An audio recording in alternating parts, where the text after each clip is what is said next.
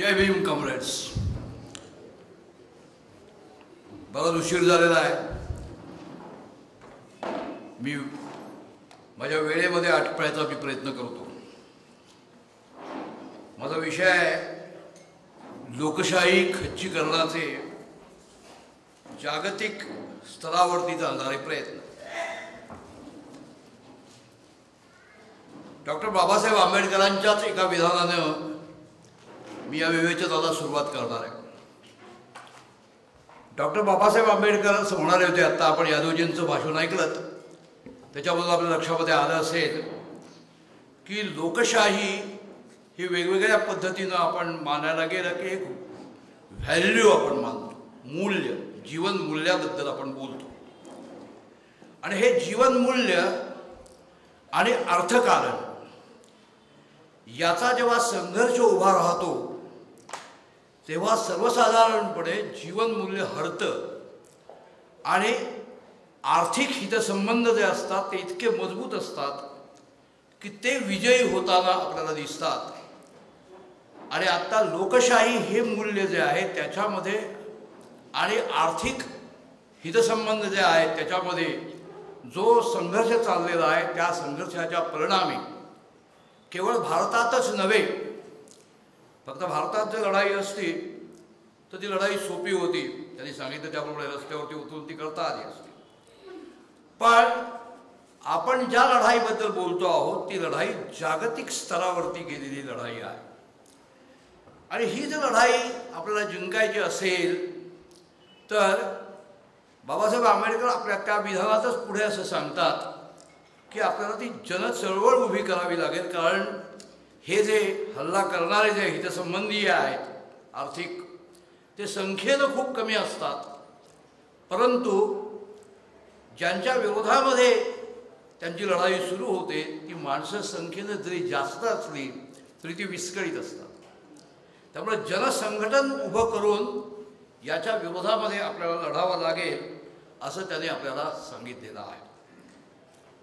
मी काही अभ्यास करणारा असा कार्यकर्ता नाही, मी चळवळीतला कार्यकर्ता आहे. आणि चळवळीमध्ये काम करत असताना मी हळूहळू ह्या विचारापर्यंत कसा आलो ते 1-2 मिनिटांमध्ये मला सांगणं गरजेचं वाटतं.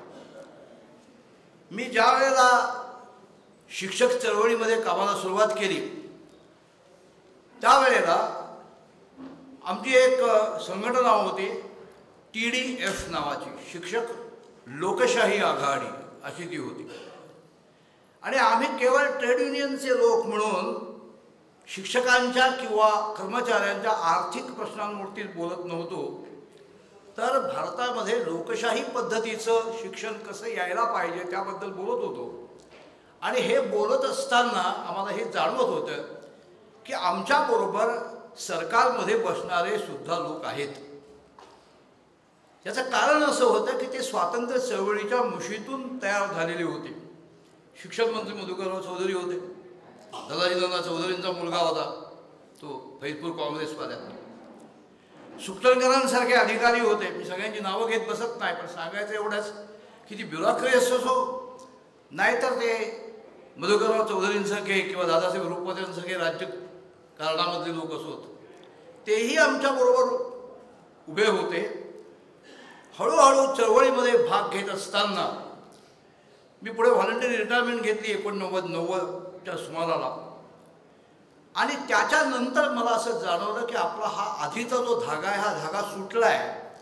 याचं कारण 90मध्ये एक मोठी गोष्ट जागतिक पातळीवरती घडली होती. आणि ती जी जागतिक पातळीवरती जी गोष्ट घडली होती ती अशी होती की डाव्या विचाराचं जे व्यासपीठ जागतिक पातळीवरती उभं राहायला सुरुवात झालेली होती 1917 सालापासून ते 90मध्ये गेलं होतं. आणि जी भांडवलशाही आपण म्हणतो, जी दबकत वावरत होती ती आता खुलेआम आक्रमक झाल्यासारखी 90च्या नंतर झाली.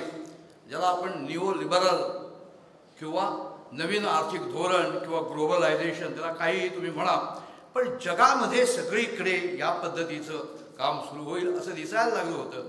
आणि मी पुढच्या काळामध्ये शिक्षक चळवळ सोडून दिली. एक घटना अशी घडली की आमची शिक्षकांची सभा चालू होती, सगळे आम्ही संघटित केलेले शिक्षक होते, पगारवाढीचा प्रश्न होता आणि मी त्याला सांगत होतो की आपल्याला पगारवाढ जर करायची असेल तर आपल्याला झगडा उभा करायला लागेल, असं करावं लागेल, तसं करावं. एक तरुण मुलगा उभा राहिला आणि मला म्हणाला की याला किती साधारण महिने लागतील. मी त्याला म्हटलं की एक 6-7 महिन्यामध्ये आपण हा प्रश्न नक्की मार्गाला लावू शकू. तो म्हटला आपण प्रत्येकाने 1,000 रुपये जर काढले आणि मुंबई महानगरपालिकेमधल्या त्यावेळेच्या सत्ताधारी पक्षाबद्दल तो बोलत होता, एवढे पैसे जर त्याला अमुक ठिकाणी नेऊन दिले तर आपलं काम ताबडतोब होईल, 6 महिने वाट पाहायची काही गरज नाही. आणि 1,000 रुपये आपण जे करणार आहोत ते आपल्याला जी थकबाकी मिळेल त्याच्या व्याजात पैसे बसू होतील. मी म्हटलं आजपासून मी शिक्षक संघटना सोडली आणि त्यानंतर मी शिक्षणाच्या कामाला लागलो, शिक्षणासंदर्भात बोलायला लागलो. तर मला हे जाणवायला लागलं होतं की जागतिक पातळीवरती जे काही घडतं आहे, मार्केट इकॉनॉमी जी उभी राहते, त्या मार्केट इकॉनॉमीच्या परिणामी सगळीकडे आपला पराभव होण्याची शक्यता तयार आहे. तर ह्या विरोधामध्ये आपल्या पण क्षेत्रामध्ये तरी काम करायला पाहिजे. मी इथे एक मुद्दा मांडतोय की आपल्याला लोकशाहीची लढाई ही आपापल्या क्षेत्रामध्ये सुद्धा लढावी लागेल, जिथे जिथे आपल्यावरती आर्थिक या ग्लोबलायझेशनचं आक्रमण होताना आपल्याला दिसतं त्या दिसतं. आता रिसेंटलीच मी एक पुस्तक वाचलं, 2013मधलं पुस्तक आहे, म्हणजे 90 सालामध्ये हे सगळं वाढल्यानंतरच्या काही वर्ष उलटून गेल्यानंतरचं. पुस्तकाचे लेखक आहेत थॉमस पिकेटी, हे फ्रेंच अर्थतज्ञ आहेत. त्याच्या पुस्तकाचं नाव आहे कॅपिटल इन 21st सेंचुरी. पुस्तक आपल्याला मिळू शकेल, आपण मुद्दाम जरूर बघा. मी आधी माझी ओळख त्याच्यासाठीच करून दिली की मी शिक्षक असल्या कारणाने तिन्ही पद्धतीनं झाला. म्हणजे टेक्स्टबुक्स आधी आमच्या हातामध्ये तयार असतं, मग त्या टेक्स्टबुकवरून आम्ही आमचा पिरियड घेतो, तसं मी पिरियड आत्ता घेतो आहे, आणि नंतर होमवर्क द्यावं लागतं. त्यामुळे आत्तापासून होमवर्क पण द्यायला मी सुरुवात केलेली आहे. टेक्स्टबुक जे आहे ते आपल्या हातामध्ये आम्ही ऑलरेडी दिलेलं आहे.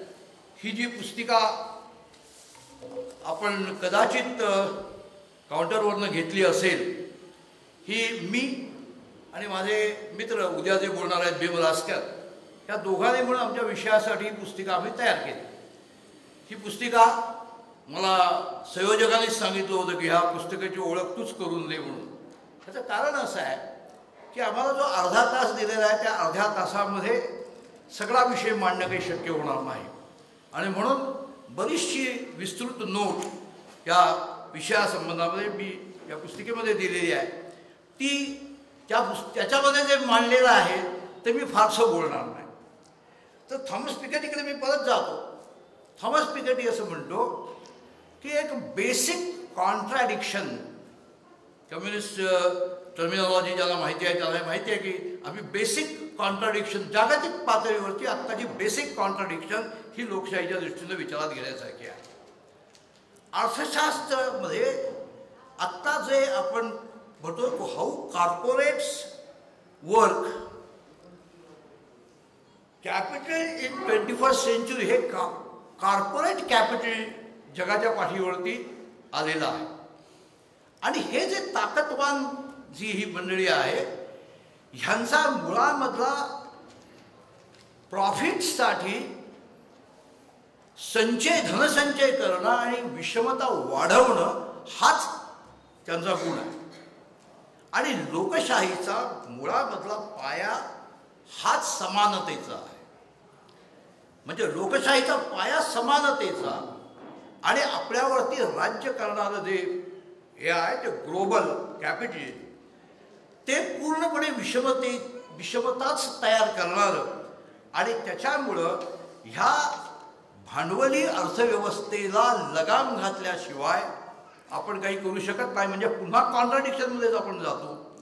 लगाम घालायची भाषा आपण जेव्हा करतो तेव्हा आपण वेलफेअर स्टेटबद्दल बोलत असतो, आणि भांडवली अर्थव्यवस्थेमध्ये त्यांची मागणी लेझरफेअरची असते.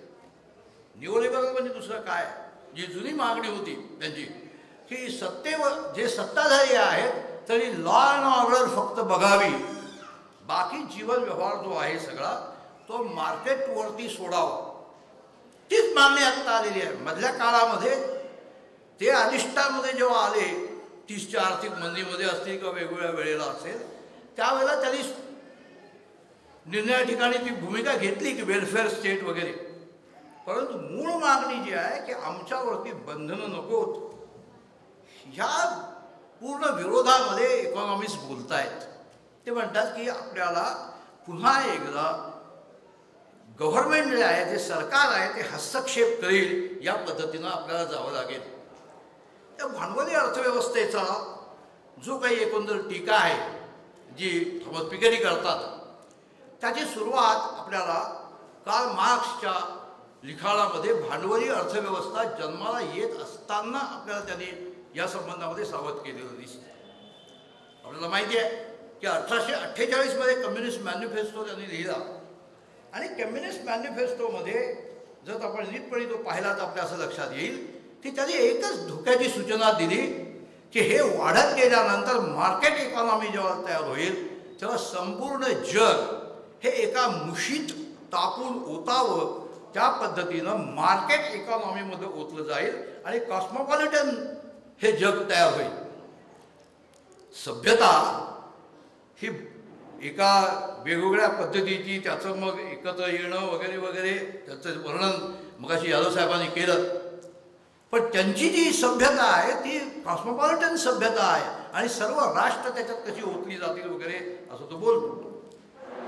हे जे सूत्र रूपाने त्यांनी तिथे मांडले आहे त्याचा विस्तार 67 पासून पुढे आपल्या मृत्यूपर्यंत 93 पर्यंत कॅपिटल हा ग्रंथ जो त्यांनी आपल्यासमोर दिला त्याच्या त्रिखंडीय ग्रंथामध्ये त्याचं संपूर्ण वर्णन त्याने केलेलं आहे. त्याच्यामध्ये आपल्याला आता काही जायचं कारण नाही, पण त्याचं दृश्य स्वरूप आपल्याला 90 नंतर जो भांडवली अर्थव्यवस्था आपल्याला उभी राहिलेली दिसते त्याच्यामुळं आपल्याला ते जाणवायला लागतं.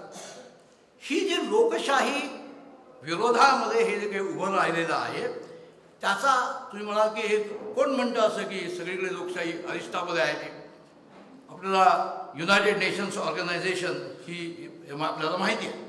या युनायटेड नेशन्स ऑर्गनायझेशनचे आत्ताचे जे सेक्रेटरी जनरल आहेत त्याच्या आधीचे जे सेक्रेटरी जनरल होते त्यांनी लोकशाहीबद्दल असं म्हटलेलं आहे की जगामध्ये जितक्या देशांमध्ये लोकशाह्या आहेत तितक्या देशांमध्ये वेगवेगळी पद्धती आणि वेगवेगळी त्याची रूपं आपल्याला बघायला मिळतात. कॉमन गोष्ट एकच आहे आणि ती म्हणजे त्याची व्याख्या जी आहे डेमोक्रेसी आपण जेव्हा म्हणतो डेमॉस आणि कॅटास हे जे दोन ग्रीक शब्द म्हणजे लोकांच्या हातात सत्ता, सामान्य माणसांच्या हातात सत्ता. मग ती सामान्य माणसं एकत्र येऊन ज्यावेळेला आपलं एक गव्हर्नमेंट तयार करतात त्यावर सामाजिक करार होतो, त्यातनं तयार होणारी ती राज्यघटना आणि त्या राज्यघटनेला बांधून सामाजिक कराराचा सिद्धांत आपण समाजशास्त्रामध्ये पाहिला असेल तर तो जो सिद्धांत आहे त्या सिद्धांताप्रमाणे तो घटना जी तयार होईल त्या घटनेच्या अधीन राहून आपल्याला राज्य करता आलं पाहिजे या पद्धतीचा तो विचार, ह्याला लोकशाही असं म्हणायचं. त्यामुळे वेगवेगळ्या पद्धतीची लोकशाही वेगवेगळ्या देशामध्ये जरी असली तरी लोकांच्या हातात सत्ता ह्या दृष्टीनं लोकशाही आज अरिष्टात आहे असं मी म्हणत नाही. लोकशाही ही संकल्पना सार्व सगळीकडे पसरलेली आहे, पण जगामधले जे युनोचे सदस्य असलेले जे देश आहेत त्या सदस्य देशांमध्ये सुद्धा सगळीकडे आपल्याला लोकशाही दिसत नाही. लंडन बेस म्हणजे इंग्लंडमधली जी एक इकॉनॉमिस्ट म्हणून वर्तमानपत्र आहे त्यांचा इंटेलिजन्स ब्युरो जो असतो त्यांनी ते दरवर्षी 2006 सालापासून ते 4 प्रश्नांच्या आधाराने 4 प्रश्न कोणकोणते तर निवडणुका कशा होतात, त्या पारदर्शक पद्धतीनं होतात का, मतदार सुरक्षित असतात की दबावाखाली असतात, आपल्याकडे काय चित्र आहे ते तुम्ही बघा, बाह्य विशेषतः विदेशी शक्तींचा प्रभाव आपल्यावरती किती आहे, आपल्या सरकारवरती किती आहे आणि आपल्यावरती किती आहे, आणि चौथी नोकरशाही कार्यतत्पर आहे का आणि जनतेला बांधलेली आहे का. या 4 प्रश्न हे प्रमुख प्रश्न, असे आणखीन बरेच प्रश्न आहेत. 60 प्रश्नांच्या आधाराने हा इकॉनॉमिस्ट ग्रुप जो आहे तो ग्रुप जगातल्या सर्व देशांमधल्या लोकशाहीबद्दल ते मूल्यमापन करतात आणि जगातल्या लोकशाह्या ह्या ते 4 गटामध्ये त्यांनी विभागलेल्या आहेत. त्यातला पहिला जो गट आहे तो आहे जिथे डिक्टेटरशिप आहे, म्हणजे जिथे लोकशाही अजिबात नाही. आणि अशा देशांची संख्या ही 51 देशामध्ये त्यांचं असं म्हणणं आहे की हुकुमशाही गटात ते देश मोडतात जगाच्या पाठीवरचे. आता ही हुकुमशाही असलेल्या देशामध्ये एक त्यातली गफलत माझ्या म्हणजे मी जो विचार मांडतो त्या विचाराच्या दृष्टीने अशी आहे की ते कम्युनिस्ट देशांना सुद्धा या हुकुमशाही गटातच टाकतात. थोडा एक भाग जो सोडा त्याच्याबद्दल जी चर्चा ही वेगळी चर्चा आपल्याला करावी लागेल, पण हुकुमशाही देशांची संख्या ही त्यांनी 51 अशी दिलेली आहे. त्याच्यानंतर 36 देशांमध्ये हुकुमशाही आतमध्ये गाभ्यातमध्ये वरून ज्याला आपण म्हणायचं लोकशाही अशी लोकशाही म्हणजे त्याला काय तुम्ही हायब्रिड म्हणा किंवा अशा प्रकारची लोकशाही. आणि दुर्दैवानं जगातली जी पहिली लोकशाही आहे म्हणजे अमेरिका आणि जगातली जी सर्वात मोठी लोकशाही आहे ती म्हणजे भारत, हे दोन्ही देश हे अशा पद्धतीच्या लोकशाहीमध्ये येतात की तिथे वरून दिसायला लोकशाही दिसते परंतु आतमधून पूर्णपणे पोखरलेली ती रचना आहे असं त्यांचं म्हणणं आहे. मी भारतामध्ये ते अनुभवत होतो. भारतामध्ये काही मला कोणी सांगायची गरज नव्हती की इथे लोकशाही नाही, इथे हुकुमशाहीची राजवट हळूहळू यायला लागलेली आहे. ते आपण अनुभवत असल्या कारणाने ते माहिती होतं. पण प्रश्न असा पडला होता की यांचं काय, अमेरिकेचं काय. आणि मग अमेरिकेचं काय हा जेव्हा मला प्रश्न पडला त्यावेळेला आत्ता हे आपले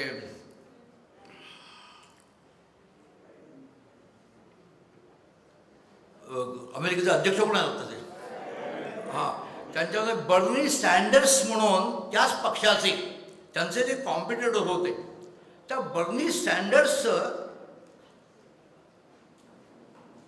आत्ता एक पुस्तक 2019 मध्ये प्रसिद्ध झालेलं आहे. आणि ह्या बर्नी सँडर्सने असं म्हटलं आहे की आपण भांडवली अर्थव्यवस्थेचा तिरस्कार करावा हे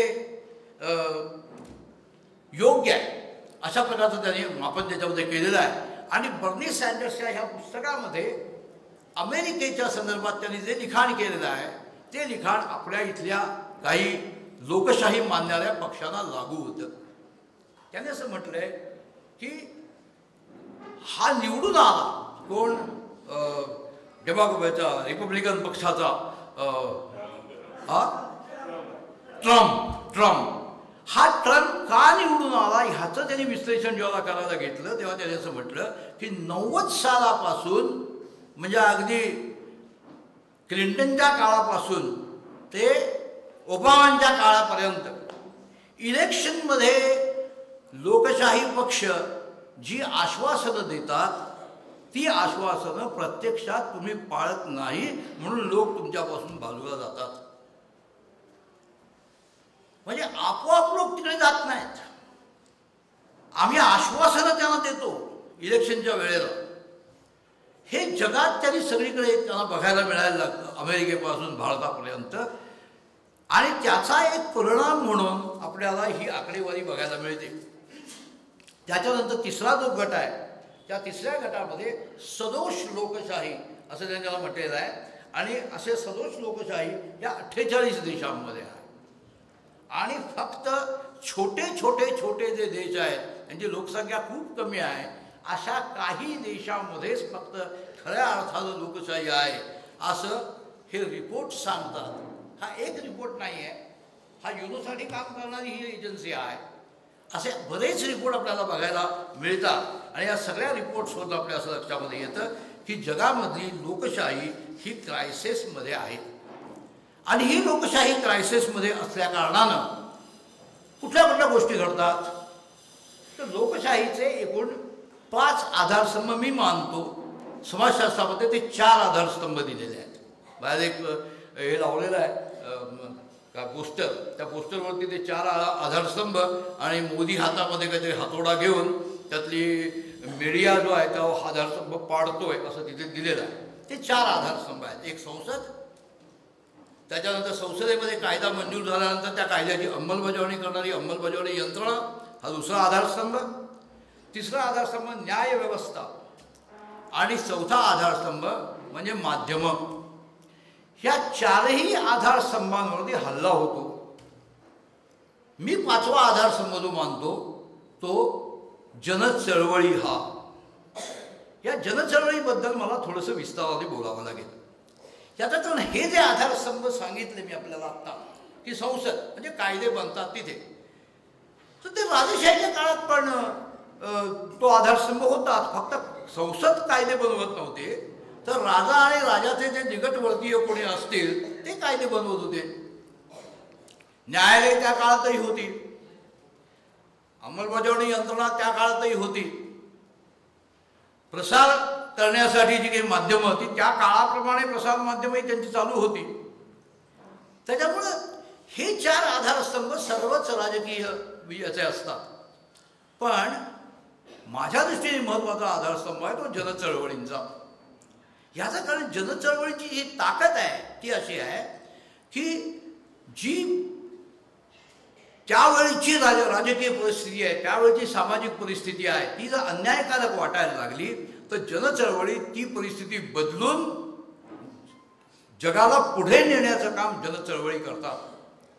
आपण अमेरिकेमध्ये पाहिलं तरी आपल्या हे लक्षामध्ये येईल की ब्रिटनच्या विरोधामध्ये अमेरिकेमध्ये ज्या जनचळवळी उभ्या राहिल्या, आधी 9 राज्यांमध्ये आणि नंतर 13 राज्यांमध्ये, त्या 13 राज्यांमध्ये ज्या जनचळवळी उभ्या राहिल्या त्यांनी तिथे क्रांती घडवून आणली.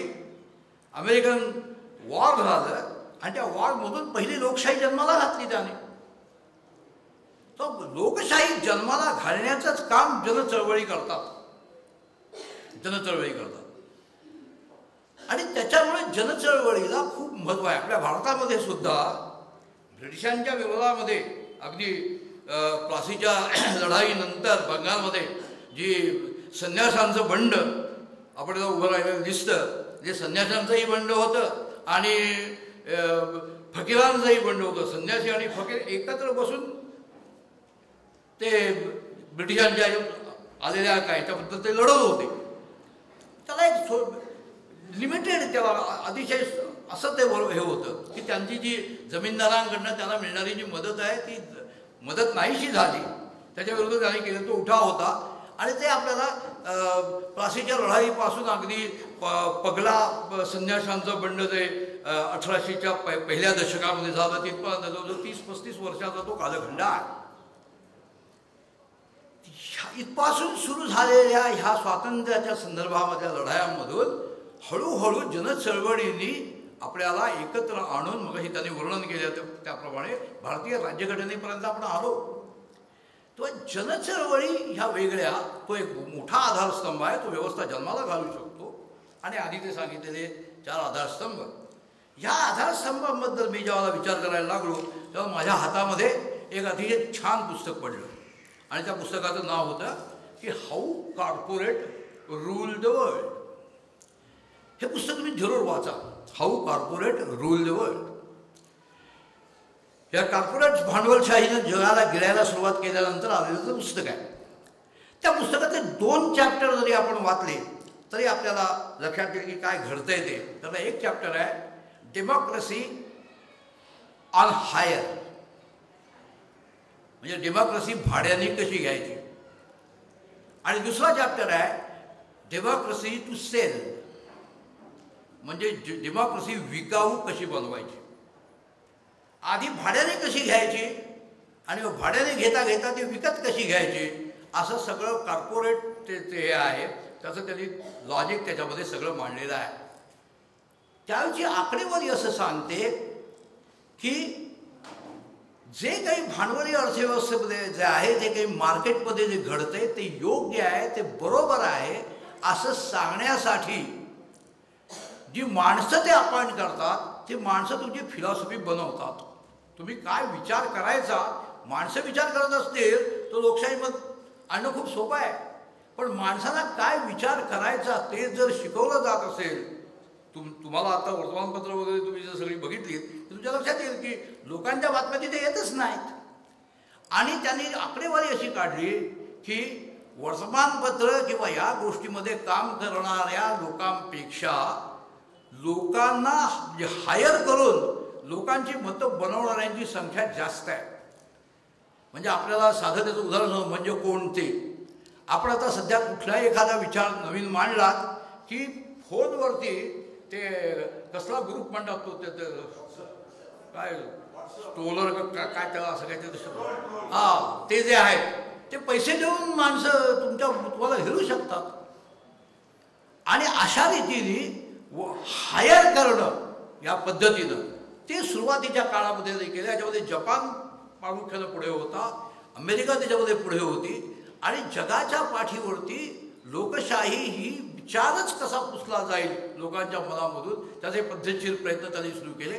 आणि नंतर ते लोकशाही सेल म्हणजे ऑन सेल विकतच घ्यायचे. म्हणजे आपण इलेक्शनचा जर खर्च बघितला तर आपल्या असं लक्षामध्ये येतं की सामान्य माणसांसाठी आपण बोलतो की लोकांसाठी वगैरे वगैरे वगैरे. तर लोकांची संख्या तर बहुसंख्याक आहे, त्यांचे प्रतिनिधी निवडून जर यायचे असतील तर ते खरे म्हणजे लोकांचे प्रतिनिधी निवडून आले पाहिजेत ना. ते काय येत नाहीत. कारण इलेक्शनमध्ये पैशाचा व्यवहार एवढा मोठ्या प्रमाणामध्ये चालतो की तुमच्यापैकी कुणीही इलेक्शनला जर आत्ता उभा राहिला तो खर्च करू शकणार आहे. मग तो खर्च करूच शकणार नसेल तर त्याला जो कोणी पैसा पुरवणारा आहे त्याला तो आधी विकला जातो आणि तो हे कबूल करतो की मी सत्तेवरती आल्यानंतर तुझ्यासाठी काम करेन. आपल्याकडच्या जगाच्या पाठीवरती सगळीकडे हे आपल्याला चाललेलं दिसतं. भारतामधलं जर आत्ता जर तुम्ही बघितलं तर असं लक्षात येतं की लोकांचे प्रश्न ज्याच्यामधनं मांडले जातात अशी बिलं किंवा असे निर्णय हे पोस्टपोन केले जातात, सिस्टमॅटिकली पोस्टपोन केले जातात. त्याच्यामध्ये साठवलोटं करून लोक सहभागी होतात. आणि जे भांडवलदारांना किंवा मोठ्या कॉर्पोरेट कंपन्यांना आवश्यक असे निर्णय त्याची बिलं सकाळी आली की संध्याकाळी मंजूर होतात. मग त्या निर्णयामध्ये आदिवासींच्या जमिनीखालची खनिजं विकण्याचा प्रश्न असो, मग तिथल्या आदिवासींना बेदखल करून बाहेर काढण्याचा प्रश्न असो, हे सगळे जे कायदे होतात ते कायदे त्यांच्या पायी होऊ शकतात. हे मला त्या पुस्तकामधून त्याचा उलगडा मला झाला की डेमोक्रेसी ऑन हायर आणि डेमोक्रेसी ऑन सेल. आणि हायर आणि सेल करून ते पहिले जे 4 आधारस्तंभ आहेत ते आधारस्तंभ त्यांनी गुंडाळून टाकलेले आहेत असं आपल्या लक्षामध्ये येतं. हे आधारस्तंभ गुंडाळून टाकल्यानंतर काय होतं याच्यामध्ये मला साक्षात्कार हवा तसं बरं झालं. एक पुस्तक मी मध्यंतरी काळामध्ये वाचलं, द एज ऑफ टर्ब्युलन्स नाव पुस्तक आहे. याचा जो लेखक आहे तो आहे ॲलन ग्रीनस्पेस. हा ॲलन ग्रीनस्पेस हा युनायटेड नेशन म्हणजे अमेरिकेचा फेडरल त्यांची जी बँक आहे त्या बँकेचा चेअरमन म्हणजे तो पूर्णपणे भांडवली व्यवस्थेमधला माणूस आहे. पण त्यालाही आपल्या पुस्तकामध्ये कबूल करावं लागलेलं आहे की जर आम्ही मुक्तपणाने हेच जर काम करत राहिलो तर कुठल्या गोष्टी धोक्यात येतील. तर शिक्षण धोक्यात येईल, लोकांसाठी असलेली आरोग्य व्यवस्था धोक्यात येईल. आणि म्हणून त्याने एक वाक्य असं म्हटलं आहे की भांडवलशाहीला सुद्धा विचार करावा लागेल की आपल्याला समतोल राखला पाहिजे. म्हणजे हे समतोलाची भाषा त्यांच्या विचारांना पण करावी लागते. इतकं ते डळमळीत सगळं करून टाकलेलं असताना भांडवलशाहीतले हे जे कॉर्पोरेट भांडवल आहे त्यांनी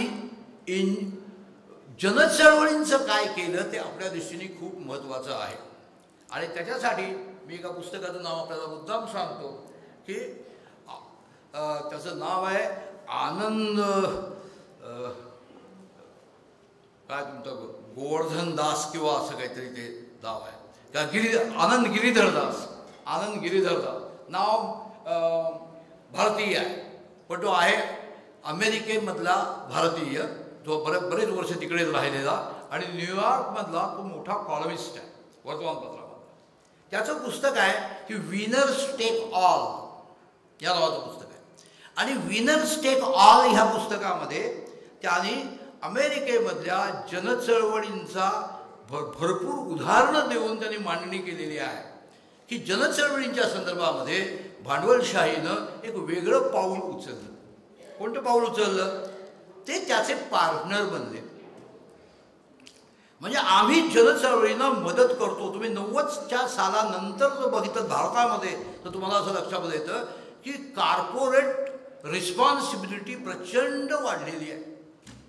सगळ्या उद्योगपतींना आणि सगळ्या धनदानग्यांना समाजाचं प्रचंड देणं लागतात ते आणि डोनेशन्स ते देतात आणि त्याने डोनेशन्स द्यावेत म्हणून त्यांना करामध्ये पुन्हा सवलती पण गव्हर्नमेंट त्यांना द्यायला तयार असतं.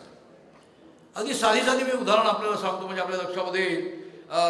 आमच्या पण ह्याच्या रस्त्यावरती कोकणाच्या रस्त्यावरती पेंटच्या जवळ तिथे जॉन्सन ची कसली ह्याची टाईल्स आणि ते याची फॅक्टरी आहे. आता हे आपल्या मध्यंतरी आम्ही एक सर्वे केला आणि असं लक्षात आलं की महाराष्ट्रामधल्या अगदी गुजरात बॉर्डरपासून सुरू होणाऱ्या सगळ्या नद्या, मला नोटीस आली आहे तुमची वेळ संपली म्हणून, तर त्यामुळे मी 5 मिनिटामध्ये आवडतो. तर त्या सगळ्या नद्या ह्या वेगवेगळ्या इंडस्ट्रियलिस्टना विकल्या गेलेल्या नद्या आहेत. आणि ह्या इंडस्ट्रियलिस्टनी तो घरडा केमिकल असो नाहीतर कौलांची फॅक्टरी टाईल्सची फॅक्टरीवाले लोक असो त्यांनी ताबडतोब तिथली रोगराई थांबवण्यासाठी हॉस्पिटल्स उघडलेली आहेत. म्हणजे NGOs त्यांनी उभे केलेले आहेत. म्हणजे जनचळवळींचं रूपांतर NGOमध्ये करायचं, त्यांना मदत करायची आणि ह्या मदत करण्याच्या बदल्यात डिसिजन मेकिंगमध्ये ते येऊन बसतात जनचळवळींच्या आणि जनचळवळीचा अजेंडा बदलतो. जनचळवळ आपल्याला जी परिचयाची आहे, मग ती युवक क्रांती दलाची असो किंवा मी लालनिशाण पक्षामध्ये लहानाचा मोठा झालो होता, आमच्या जनचळवळी असो, आमच्या जनचळवळी आम्हाला काय सांगत होत्या की आपल्याला आत्ताची परिस्थिती बदलायची, समाज व्यवस्था बदलायची. आणि NGO आपल्याला असं सांगतात की आहे ती समाज व्यवस्था कायम ठेवून विन विन सिच्युएशननं आपल्याला काही करता नाही का येणार, तर आहे ह्या परिस्थितीत आपण प्रश्न सोडवावेत. इकडे तुम्ही आलात की क्रांतिकारक हे काम थांबतं. हे 5ही आधारस्तंभ हे मोडून काढायची सुरुवात त्यांनी केलेली आहे. मी शेवटच्या मुद्द्यावरती मजा येतो. आणखीन माझं याच्यामध्ये मी बऱ्याच गोष्टी त्याच्यातल्या लिहिलेल्या आहेत, त्याच्यामुळे त्याच्यामध्ये जास्त बोलायचं काही कारण नाही. पण शेवटी मला मार्क्सचं वाक्य आठवतं आणि तो असं म्हणतो की philosophers have interpreted the world. म्हणजे मी आत्तापर्यंत जे बोललो ती सगळी फिलॉसॉफी झाली. पण फिलॉसॉफर आपण काही फिलॉसॉफर नाही. आपलं टास्क जे आहे टू चेंज इट. आपल्याला ते बदलायचं आहे. नुसतं जग असं आहे तसं आहे म्हणून आपल्याला चालणार नाही. आपल्याला ते बदलायला पाहिजे आणि ते जर बदलायचं असेल तर काय करायचं याची चर्चा आपल्याला या विचारवेध संमेलनानंतर जास्त मोकळेपणाने करावी लागेल. तशी जर ती आपण केली तर आहेत त्या प्रश्नांना आपण पुढे सामोरे जाऊ शकतो. आणि जी आत्ताची जी न्यू लिबरल काय करा काय शिका मारा तर तुम्ही मारा, पण जी अर्थव्यवस्था आत्ताची आहे जी केवळ फायद्यासाठी मार्केट इकॉनॉमी या नावाखाली जी चाललेली आहे ती अर्थव्यवस्था सुधारून त्याच्या विरोधामध्ये आपल्याला संघर्ष उभा केल्याशिवाय आपण लोकशाहीचं रक्षण करू शकत नाही. एवढं मी आपल्यासमोर मांडतो. आणि मला वेळ माझा संपलेला असताना सुद्धा मी ताणला, याच्याबद्दल तुझी क्षमा मागतो आणि